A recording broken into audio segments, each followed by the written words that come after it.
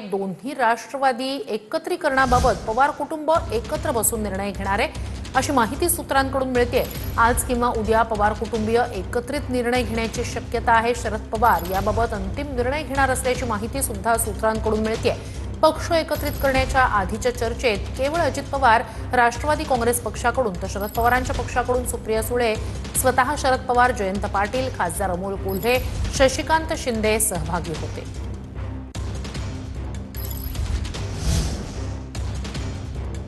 तर दोन्ही राष्ट्रवादी एकत्र येतील असं नरहरी झिरवाळ यांनी म्हटलंय। आम्ही पोरके झालोय, शरद पवार आमचा विचार करतील असा विश्वास नरहरी झिरवाळ यांच्याकडून व्यक्त करण्यात आलाय। सर्वांनी मनावर घेतलं तर जनतेची मागणी पूर्ण होईल असंही झिरवाळांनी म्हटलंय। अंतविधी झाल्यानंतर बाहेर येताना आता काय, ह्याच्या पुढे काय, अंतविधी करून चाललो आपण, आपलं काय होणार, दादाचं काय होणार, कुटुंबाचं काय होणार, मोठ्या साहेबांचं काय होणार, अशा पद्धतीने हळहळ तळमळ व्यक्त केली जात होती।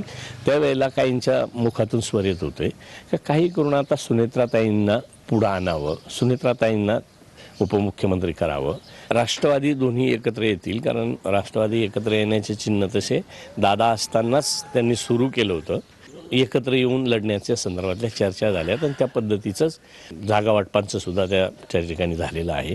त्यामुळे निश्चितच पवार साहेब सुद्धा विचार करतील आमचा सगळ्यांचा, अशी आमची विनंती राहील। आणि त्या दृष्टीनं कदाचित आम्ही साहेबांकडे जाण्याच्या आधी सुद्धा साहेब आम्हाला बोलू शकतात। आम्ही सगळेजण आता पोरके झालोय।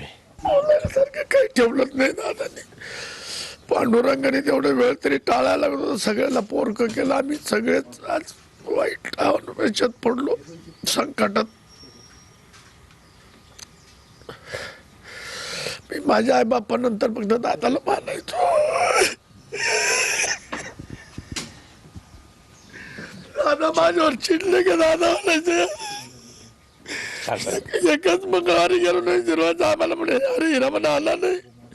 दुसऱ्या दिवशी गेलो, म्हणलं दादा मंडळीचं ऑपरेशन, तू डॉक्टर होता की म्हणे, हिरा लोक